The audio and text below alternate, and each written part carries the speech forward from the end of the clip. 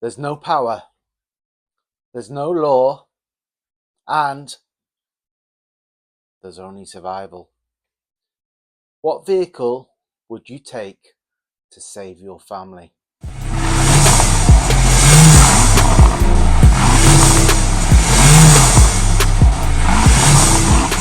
So the scenario is, imagine this: war has spilled into Europe and Britain has been drawn deeper into the conflict.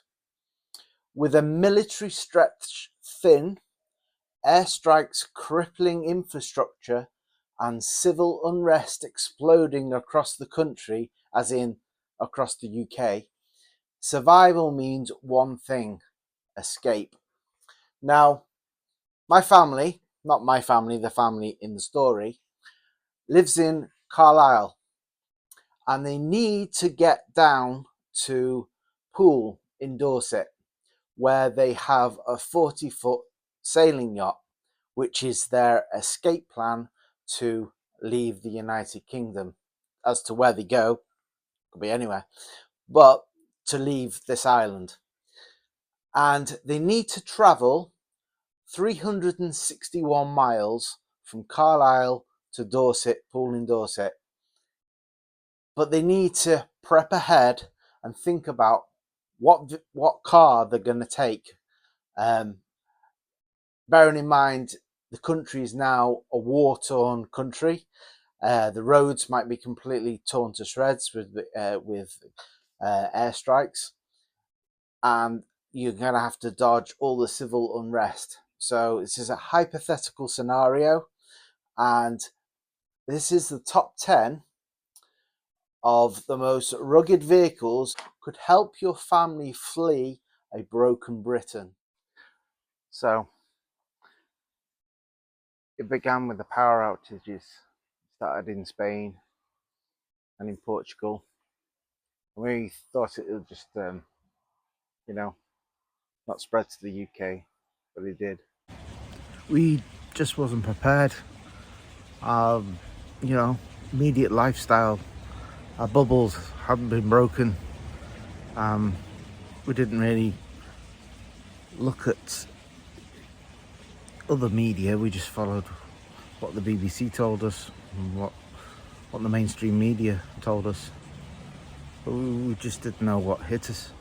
And the power stayed off. And as the days went by, things started to get desperate. The cell phone, the mobile network went down. Access to the money on our phones through Apple Pay didn't work anymore. And the government, in their wisdom, got rid of cash years ago. Now, some say this is the start of World War III, and others would say it's just part of the 2030 agenda. Who knows? But I know I need to get my family out of the UK, from my home in Carlisle down to Poole in Dorset, where my boat is. I'll take enough rations with me to get me across to possibly Jersey or Guernsey, and hopefully restock there, refuel. But it is a sailing boat, so not so much a fuel, but it'd be nice to refuel. And hopefully the looting's not so bad over there, because the looting is terrible. It's getting really bad here in the UK, and it's getting harder and harder to find food. So it's time to go, and it's time to commandeer a car. So let's have a look what we could take. So we're coming in at number 10, and that's the Toyota Land Cruiser 70 series, which is quite an early series, which has minimal electronics for the EMP. Hopefully it's not fried it. So it's known for Toyota's known for its bulletproof reliability and off-road ability, because the roads are really bad or non-existent, and it's pretty easy to repair. So with its diesel engine, you know, it can survive a long haul enough to get us the 360, well, 63, it's actually 365 to the marina. So it's not very fast, and it does have poor fuel economy because it's an early diesel, but it's extremely durable. So that's coming in at number 10. Number 9, good luck finding one of these, is the Tesla Cybertruck. Now I've only added that to the list because how are you going to recharge it if all the power's gone out? You're not. You're just going to hope it has enough charge. And its range, it won't get you fully away down anyway. But it got on the list as number 9. It should be number 10 really, because I think the Toyota's probably better than this. But it's got shatter-resistant bulletproof windows and a bulletproof body to a certain extent. So you have got some protection. But, you know, if it's rigged out with like a solar charging on its roof, then you've got some power to get you extend the range. So I guess that's why it's coming at number 9. The Hummer H1, originally a military vehicle, so it's tough and it can pretty much crawl over anything. It's heavy and it's armored, so it's built to survive if you can pick up an ex-military one in this country, but it's quite hard because there isn't that many in this country. But the diesel engines allow you to put biofuel conversion on them, as maybe number 10 does as well. But again, where are you going to get the biofuel from? And maybe run it on chip oil or something. But yeah, it's a tough one, and that's number 8. Okay, so if you're quite affluent, well, it doesn't really matter, you can just commandeer one in that affluent area, is the Mercedes G-Wagon Wolf military version, if you can find one. And these are a pretty tough, capable off-road vehicle, and they're quite rare. So yeah, let's move on to the next one. Now this is a pretty good one, number 6. It's the Land Rover Defender 110. Old school, no frills, rugged, and you can pretty much repair one of these with a spanner and a hammer. Loads of parts found around, very very popular in the UK. It's popular with the UK Army, and they're narrow enough to fit down tight lanes, or and if you can pick up an ex-military one, which you can quite easily in this country, it's good for camouflage as well, to hide away on your trip down. So just got to watch out for the rust, because they rust well, and they have a very low top speed. Now, if you can head to your local Ford dealership and manage to get yourself a Ford F-150 off their forecourt, Raptor, then this is a capable, powerful and tough vehicle. This Raptor suspensions will eat the potholes and broken roads alive, according to this. With aftermarket modifications, you could add extra range of tanks and armor plates. Speed and ruggedness is the pros with this, but the cons is big, obvious, making stealth difficult. So number 5, we're going to look at the Jeep, particularly the Jeep Wrangler Rubicon.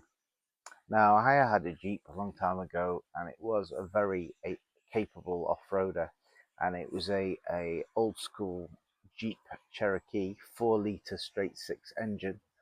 But sadly, I bought it with an LPG conversion, and I just used to run it on its tiny tank, letting the 4-litre engine do the job, because the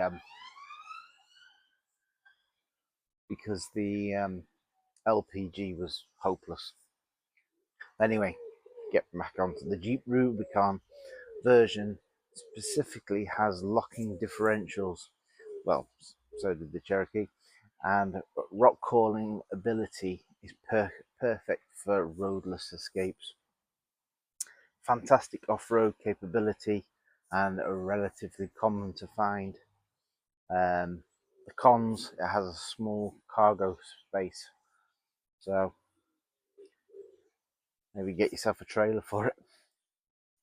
So we come at number 4, the Unimog U1300L.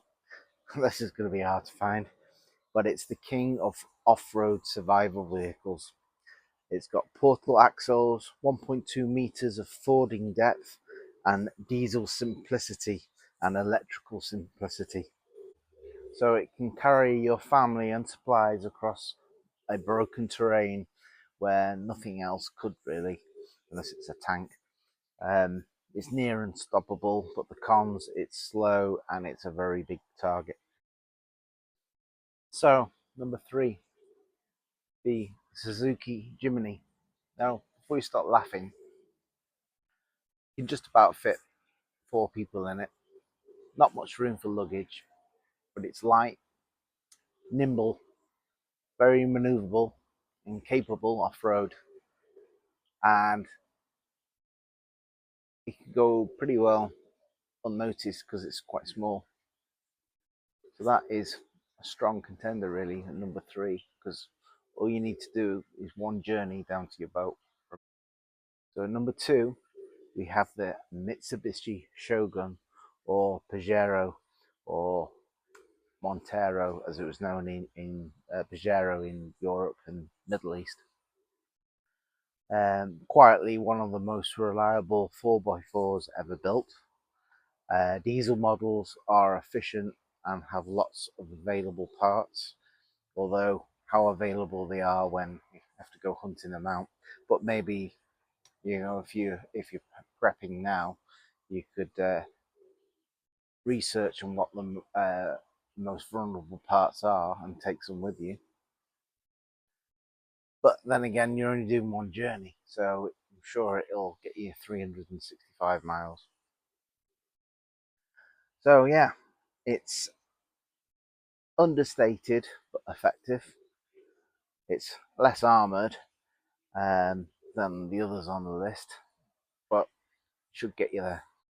So we've come to number 1 on the list, and that's the Toyota Hilux double cab pickup. Now remember, for any Top Gear fans, they had one and they tried to destroy it on the episode, and they did all sorts to it, set fire to it, dropped it from a height, stuck it in the ocean, all sorts of stuff, and the thing kept on going. And they gave up in the end because it kind of earned its place in the studio, because it still started up after everything they did to it, and they crushed it as well. So that is the ultimate one if you can find one. You've got plenty of room in the back for extra supplies to take down to the boat, and that would be my number 1 choice for getting my family down to my boat to get the hell off this island. So in this made up story, they're going to come after the food supply in the beginning. They're going to make the farmers less effective at growing food. They're going to try and dim the sunlight, reduce the radiation, so the crops won't grow. They're going to take our cash away from us, so we're totally reliant on a digital system. It looks like they're going to cut the power, and then civil unrest will happen and war will escalate. God, I'm glad this is only a story, aren't you? See you in the next video.